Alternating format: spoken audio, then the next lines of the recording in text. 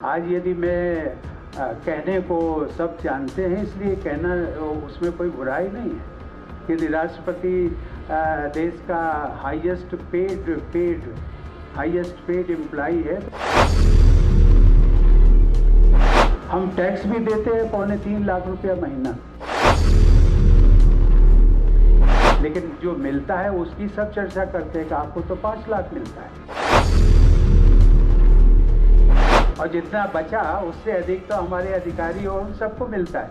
कि जो टीचर्स बैठी हुई है ना, टीचर्स, उन सबको सबसे ज़्यादा मिलता है। आखिर इन्हीं से विकास होना है, तो नुकसान किसका होगा? नुकसान हमारा होगा, अपना आपका होगा।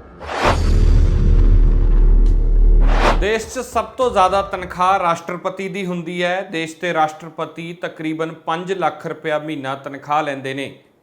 ਸਤਿ ਸ਼੍ਰੀ ਅਕਾਲ, ਮੈਂ ਹਾਂ ਸਿਮਰਨਜੋਤ ਸਿੰਘ ਮੱਕੜ, ਤੁਸੀਂ ਔਨ 에ਅਰ ਦੇਖ ਰਹੇ ਹੋ। ਅਸੀਂ ਇਸ ਦੀ ਗੱਲ ਅੱਜ ਕਿਉਂ ਕਰ ਰਹੇ ਹਾਂ? ਆਖਰ ਦੇਸ਼ ਦੇ ਰਾਸ਼ਟਰਪਤੀ ਦੀ ਤਨਖਾਹ ਦੀ ਚਰਚਾ ਕਿਉਂ ਹੈ? ਕਿਉਂਕਿ ਸਾਡੇ ਮੌਜੂਦਾ ਰਾਸ਼ਟਰਪਤੀ ਰਾਮਨਾਥ ਕੋਵਿੰਦ ਜੀ ਨੇ ਇੱਕ ਬਿਆਨ ਦਿੱਤਾ।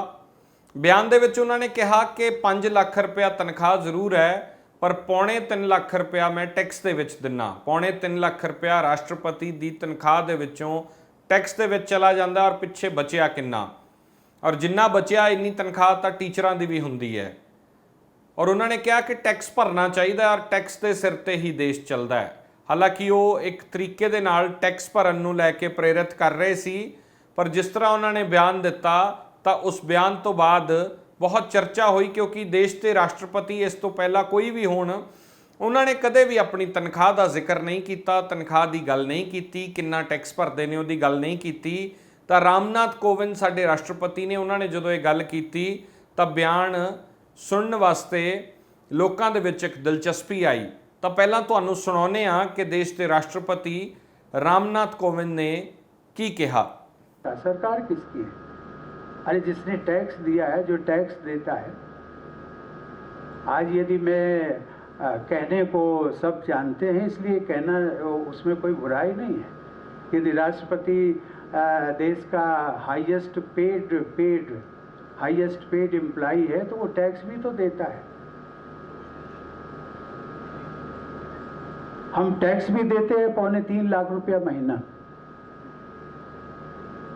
लेकिन वो कोई कहेगा कि आपको, लेकिन जो मिलता है उसकी सब चर्चा करते हैं कि आपको तो 5 लाख मिलता है,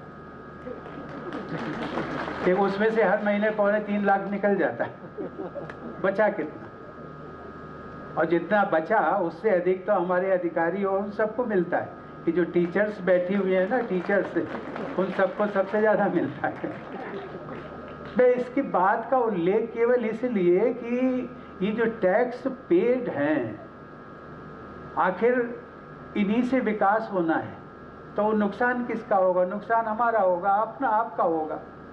कहीं न कहीं धैर्य दे करके, कहीं न कहीं आवेश में, ये मैं राजनीति की बात नहीं करता हूँ, संवैधानिक पद पर हूँ, लेकिन मेरा किसी राजनीतिक दल से संवैधानिक पद पाने के बाद लगाव नहीं। मेरे लिए हर, चाहे वो कांग्रेस हो, बीजेपी हो, जेडीयू हो, समाजवादी हो, बीएसपी हो, हर राजनीतिक दल के। और मुझे कभी कभी संतोष होता है कि शायद मेरे से जो दूसरे दलों के लोग हैं वो ज़्यादा आत्मीयता और प्यार करते हैं। मैं इस बात का केवल उल्लेख इसलिए किया कि राजनीतिक दल आते हैं, विकास की बात करते हैं, सब कुछ करते हैं, अपने उसमें उनका स्वार्थ भी होता है, देश क्षेत्र का भी स्वार्थ है, आपका भी स्वार्थ है, देश का भी स्वार्थ है। लेकिन कम से कम आप तो उस स्वार्थ से ऊपर उठे। आप ऊपर उठेंगे, सोच समझ करके आप वोट करते हैं, और ठीक से जो वोट करते हैं। ਰਾਸ਼ਟਰਪਤੀ 3 ਦਿਨ ਦੇ यूपी दौरे ਤੇ ਸੀਗੇ। ਰਾਸ਼ਟਰਪਤੀ ਆਪਣੇ ਪਿੰਡ ਦੇ ਨੇੜੇ ਕਾਨਪੁਰ ਜ਼ਿਲ੍ਹੇ ਦੇ ਦਿਹਾਤ ਜ਼ਿਲ੍ਹੇ ਦੇ ਵਿੱਚ ਇੱਕ ਥਾਂ ਦੇ ਉੱਤੇ ਰੁਕੇ। ਖਾਸ ਤੌਰ ਤੇ ਉਹਨਾਂ ਵਾਸਤੇ ਪ੍ਰੋਗਰਾਮ ਉਲੀਕਿਆ ਗਿਆ ਸੀ, ਜਿੱਥੇ ਉਹਨਾਂ ਨੇ ਇਹ ਗੱਲ ਕਹੀ, ਔਰ ਉਹਨਾਂ ਦਾ ਮਕਸਦ ਸੀ ਕਿ ਟੈਕਸ ਪੇ ਨੂੰ ਲੈ ਕੇ, ਕਿ ਅਸੀਂ ਜਦੋਂ ਟੈਕਸ ਭਰਦੇ ਹਾਂ ਤਾਂ ਜਿੰਨੀ ਸਾਡੀ ਪ੍ਰੋਪਰਟੀ ਹੈ, ਜਿਹੜੀ ਪਬਲਿਕ ਪ੍ਰੋਪਰਟੀ, ਉਹ ਲੋਕਾਂ ਦੀ ਟੈਕਸ ਦੇ ਵਿੱਚੋਂ ਜਾਂਦੀ ਹੈ। इस तरह उन्होंने कहने की कोशिश की, पर कई तरह के इसके मायने जोड़े इस गल के ਕੱਢੇ ਗਏ, ਕਿਉਂਕਿ ਰਾਸ਼ਟਰਪਤੀ ਵੱਲੋਂ ਐਸੀ ਗੱਲ ਪਹਿਲਾਂ ਕਦੇ ਨਹੀਂ ਸੁਣੀ ਗਈ ਸੀ।